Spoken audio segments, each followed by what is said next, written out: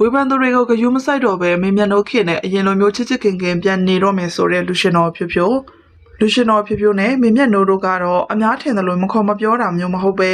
ဖြိုးဖြိုးရဲ့ပါဇက်ကိုကြောက်လို့မလိုအပ်တဲ့ပြဿနာတွေမဖြစ်အောင်ရှောင်နေတဲ့သဘောပဲဖြစ်တယ်လို့ပြောဆိုခဲ့ပါတယ်။အောင်စပူဇက်သမင်ကလူတွေကပြဿနာပေါင်း16000ကိုဖြည့်ရှင်းနေတာနဲ့ဘလို့ရှောင်ခွင့်ရမလဲဆိုတာသိသွားလို့နေမယ်။အခုဆိုရင်တော့အောင်စပူသချင်းဆိုတဲ့ချိန်မှာလည်းမင်းသမီးမင်းမျက်နှာခင်နဲ့မင်းသမီးဆန်းရွှေစင်ကနေချိန်မှာလည်းလူရှင်တော်ဖြိုးဖြိုးကပြေးလာပြီးတော့ဝိုင်းဖတ်ကြတာပဲဖြစ်ပါတယ်။အဲ့ဒီချိန်မှာလူရှင်တော်ဖြိုးဖြိုးနဲ့မင်းမျက်နှာခင်တို့ကတော့ပြောနေခဲ့ကြတာကိုတွေ့ရှိရပါတယ်။ပရိသတ်တွေကလည်းဒီမြင်ကွင်းလေးကိုအရင်ကလိုမျိုးပဲပြန်မြင်နေကြပြီးတော့အော်ခဲ့ကြပါတယ်အတော်လေးကိုမှချစ်ဖို့ကောင်းတဲ့မြင်ကွင်းဆိုပြီးတော့ချီးကျူးနေကြတာလည်းဖြစ်ပါတယ်မင်းမြန်တို့ခင်နဲ့ဖြိုးဖြိုးတို့ရဲ့မောင်နှမတန်ရောစင်ကတော့တော်လေးကိုမှခိုင်မာတာမလို့တော်ယုံသွေးခွဲတာကတော့သူတို့အတွက်မဖြုံတော့ပါဘူး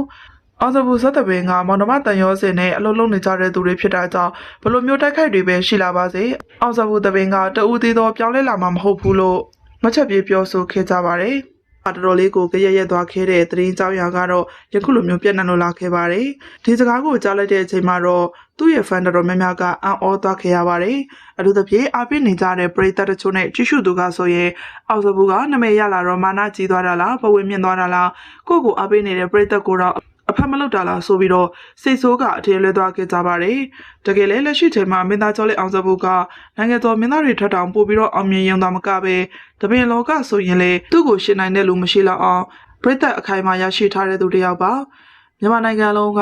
ဝိုင်းဝန်းချစ်ရုံသာမကပဲပြည်ပကမြန်မာနိုင်ငံတကာအဆင့်အောင်မြင်မှုတွေကိုပိုင်ဆိုင်ခဲ့တာကြောင့်တချို့ကဆိုရင်ဒီလောက်ထိအောင်မြင်သွားတော့အောက်ခြေလွတ်ပြီးတော့ပြိသက်ကိုပြစ်ထားတာလို့ထင်ကြီးတွေပေးပြီးဝေဖန်တိုက်ခိုက်နေကြကြပါတယ်။ဒါပေမဲ့လည်းတကယ်တမ်းမှမင်းသားကျော်လေးအောင်စဘူးကဒီလိုမျိုးမာနတွေဘဝင်လုံးဝရှိတာတော့မဟုတ်ပါဘူး။စကားရဲ့အထိပ္ပယ်အမှန်ကိုသိလိုက်ရတဲ့အချိန်မှာတော့အားလုံးကတော့ကျိန်းဆက်ပြီးတော့ဝမ်းသာပီတိဖြစ်သွားခဲ့ရပါတယ်။သူကပရိသတ်ကိုဘာဖြစ်လို့ပရိသတ်လို့မသတ်မှတ်ဘူးလဲဆိုရင်တော့အားပေးနေတဲ့သူတွေအားလုံးကပရိသတ်ဆိုတဲ့ဆက်ဆံရေးထက်ကိုယ့်ရဲ့မိသားစုတစ်ဖွဲ့လေးလေးနက်နက်တမိုးထားတာကြောင့်မိသားစုလိုပဲသဘောထားတယ်လို့ပြန်လည်ပြောဆိုခဲ့ပါတယ်။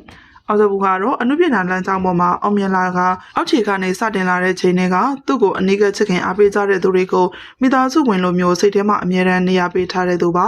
သူ့အတွက်ဒီမိသားစုဝင်ရဲ့အားပေးမှုမပါရင်ဒီကနေ့ဒီချိန်ထိအောင်စဘူးဆိုတာရှိလာမှာမဟုတ်ဘူးလို့အမြဲတမ်းပြောဆိုနေတဲ့သူလည်းဖြစ်ပါတယ်ဒါကြောင့်မို့လဲအောင်စဘူးကတော့အနုပညာလုံးနဲ့ပတ်သက်ပြီးဘာပဲလို့ဆန်းရသည့်အတွက်ပြင်ဆင်ထားတာပဲဖြစ်ဖြစ်ကောက်ွယ်အစ်ပဲဖြစ်ဖြစ်မိသားစုနေရာမှာထားတဲ့သူ့ရဲ့ပရိသတ်တွေအားလုံးကတော့ဘာမဆိုပွင့်ပွင့်လင်းလင်းနဲ့တိုင်ပင်လေးရှိပါတယ်